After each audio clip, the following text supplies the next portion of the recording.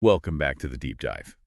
Today we're going to be looking at abortion pills in the U.S., specifically since Roe v. Wade was overturned. There's so much to unpack here. We've got this article from Professor Carrie Ann Baker in the Politics and Rights Review, and it's a deep dive into the fight for reproductive rights. Yeah, it's really fascinating, especially with everything going on right now. Professor Baker's research gives us this incredible insight into how access to abortion pills has changed, particularly with the legal challenges popping up everywhere. It's crazy to think that after Dobbs, when so many states banned abortion, the number of abortions actually went up nationwide. It is. You'd think it would have the opposite effect, but the rise of abortion pills and telehealth really changed the game. Professor Baker really digs into this, showing how activists and healthcare providers have been working so hard to make sure people still have options. So let's rewind a bit, before mifepristone even existed. The article mentions that abortions peaked in the early 90s, then started to go down. What happened there? Well, a lot of things were happening, but one of the biggest factors was that after the KCV Planned Parenthood case, there were more and more restrictions on abortion. It made it harder for patients, harder for providers, and that led to fewer abortions in clinics. So it was almost like a tug of war. One side pushing for access, the other trying to restrict it. And then mifepristone comes along. It was developed in France, and it seemed like it could be a real game changer, right? Absolutely. Professor Baker goes into the whole story of bringing mifepristone to the U.S., and it was a fight, let me tell you. Groups like the Feminist Majority Foundation and the Population Council, they really advocated for it. And didn't they face a ton of opposition, like boycotts from some big pharmaceutical companies? They did. It just shows how politically charged this whole issue is. And even when the FDA finally approved mifepristone in 2000, there were all these restrictions. Only certain doctors could prescribe it, it had to be dispensed in person, and it was only approved for up to 7 weeks of pregnancy. So even after all that effort to get it approved, it was still incredibly difficult to get. What was the thinking behind those restrictions? Officially, they were presented as safety measures, but critics argued that it was all about politics and trying to limit access no matter what. Professor Baker actually points out that the FDA put mifepristone under this program called REMS, which is super strict and usually only used for drugs with serious safety concerns. That really made people question what was really going on. So it sounds like even the science got caught up in the political debate. Exactly. And that tension between science and politics, it just kept going as advocates fought to loosen those restrictions and make mifepristone more available. Okay, so we've got this potentially revolutionary medication, but it's facing all this resistance. What happened next? How did things evolve from there? Well, the COVID-19 pandemic was a major turning point. Suddenly, telehealth was everywhere, and those in-person dispensing rules for mifepristone just seemed completely out of touch. It's like the pandemic exposed how flawed the system was. Right. The Trump administration initially pushed back against lifting that in-person requirement, but the pressure from doctors and advocates just kept building.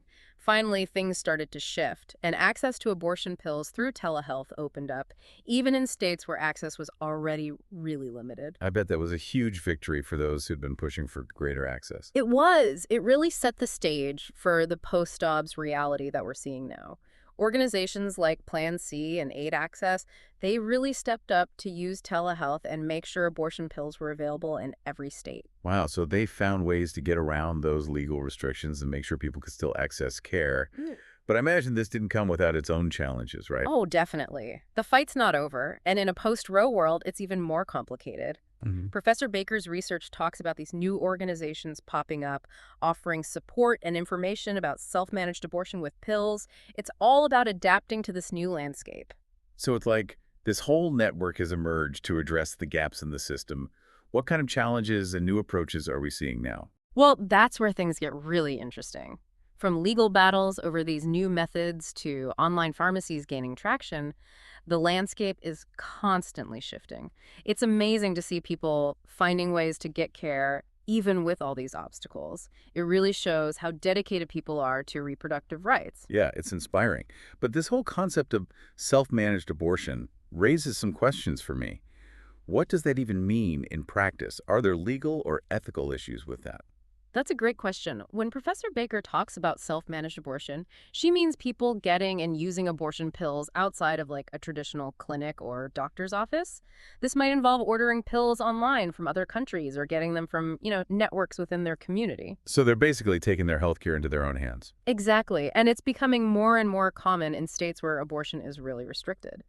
But is it safe? I mean, taking medication without a doctor directly supervising seems kind of risky.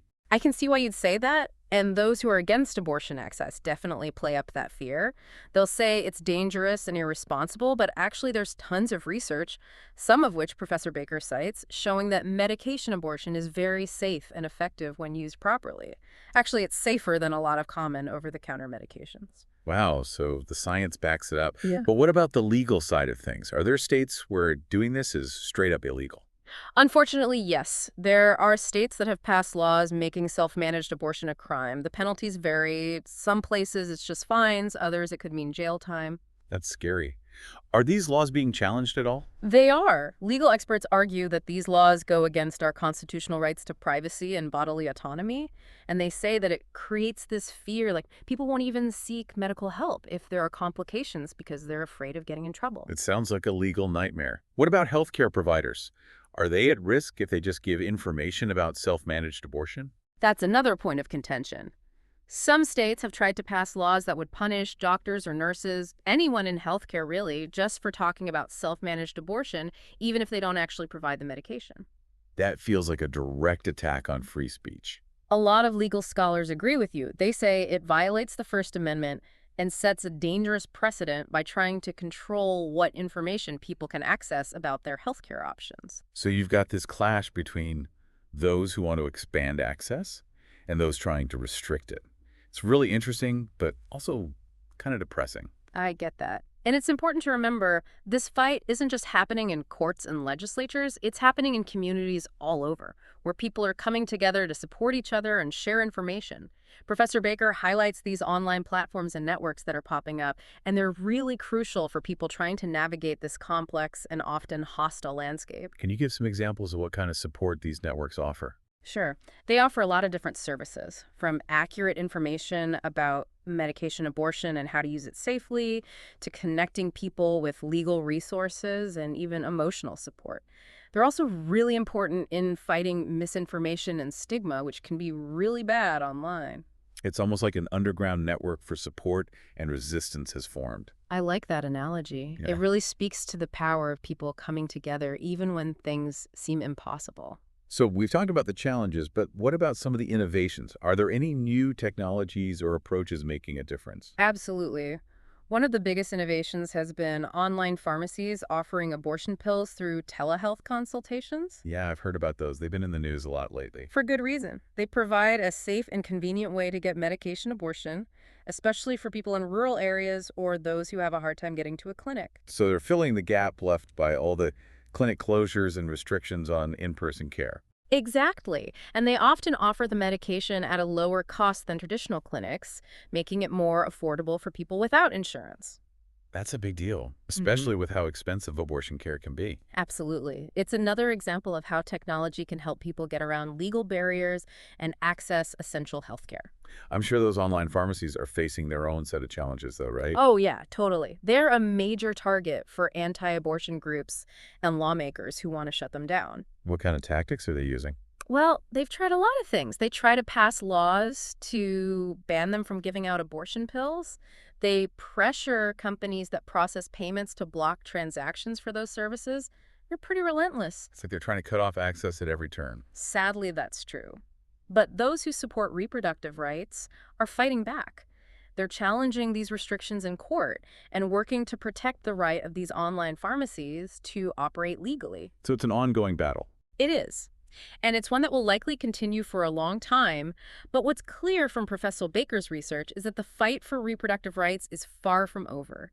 People are finding creative and innovative ways to make sure everyone can get the healthcare they need, no matter where they live or what legal obstacles they face. It's a good reminder that even with all the adversity, there's still hope and a way forward. Couldn't agree more. And it's important for everyone to stay informed and involved, to support those fighting for reproductive justice, and to keep pushing for a future where everyone has the right to make their own choices about their bodies and their lives. It's amazing how technology is making medication abortion more available. It's like a whole new world for reproductive health care. It is, and it goes beyond just online pharmacies. Professor Baker's research also talks about how telehealth is expanding access, especially after Dobbs. Right, we talked about that a bit earlier, but I'm curious about how telehealth actually works for abortion care. Well, it can be different depending on the provider and what the rules are in each state, but usually it involves a virtual appointment with a doctor or nurse practitioner. Yeah. They'll go over your medical history, talk about the procedure, answer any questions you have, that kind of thing. So it's basically like a regular doctor's appointment, but online. What about getting the medication? Does that happen virtually too? In some states, they can mail the medication right to you after the telehealth appointment, but in other states, you still have to go to a clinic or pharmacy in person to pick it up. So even with telehealth, where you live determines how easy it is to access. Exactly. It's this crazy mix of regulations all over the country, which can be really confusing for people just trying to get care. And that's where groups like Plan C and Aid Access come in, right? Yeah. Helping people navigate all of this. Definitely. They provide updated information on telehealth options, what the legal restrictions are, safe practices for self-managed abortion. They're lifesavers for people who don't know where else to turn. It's incredible how these organizations have filled the gap with clinics closing and all these restrictions. They're like pioneers in this new era of reproductive health care access. I like that. They're definitely challenging the old ways of doing things and finding creative ways to meet the needs of people who are often ignored or left behind. But with all this progress, there's always pushback, Yeah. right? What are some of the challenges these organizations and the people they're helping face? Well, the legal landscape is constantly changing, and it's not in favor of access. States are always trying to pass new laws to make it harder to get abortion pills, even through telehealth or online pharmacies. It sounds exhausting, like a constant back and forth. Advocates finding workarounds and lawmakers trying to shut them down. That's a good way to put it. And the stakes are so high because we're talking about people's lives and their well-being. Professor Baker's article really makes you realize that it's not just a theoretical debate. It's about real people dealing with real consequences. Exactly. And it's important to remember that behind all the legal stuff and political arguments, there are just people trying to make the best choices for themselves and their families. It's easy to get caught up in the headlines and all the abstract arguments, but ultimately, this is about human lives and human rights. Absolutely. And that's what makes Professor Baker's work so powerful. She brings the human element to this issue that's so often polarized. It reminds us that access to safe and legal abortion is more than just a political issue. It's a fundamental human right. Well said. This whole deep dive has been so insightful. I feel like I have a much better grasp on the history, the science, and the politics around abortion pills in this country. I'm glad to hear that. And hopefully it encourages people listening to learn more, to stay up to date on what's happening, and to think about how they can contribute to the fight for reproductive justice. Wow, what a journey this has been. We started by going back and looking at where mifepristone came from and all the hurdles it faced to get approved here in the U.S. Then we talked about the efforts to expand access, like the FDA loosening restrictions, the rise of telehealth and online pharmacies. And finally, we got into the really complex legal and ethical issues that come with self-managed abortion in this post-Roe world. It's a story about resilience, about people being determined and never giving up on reproductive rights. And it's not over yet. Advocates, healthcare providers, people all over the country are still fighting to make sure everyone can access safe and legal abortion. This deep dive has shown us that it's a fight we all need to be a part of. We need to be informed, engaged, and ready to challenge the way things are. So as we wrap up, we encourage you to stay curious, keep learning, and use your voice to advocate for a world where everyone has the right to make choices about their own bodies and their futures. Thanks for joining us on the deep dive. We'll see you next time for another deep dive into the issues that matter most.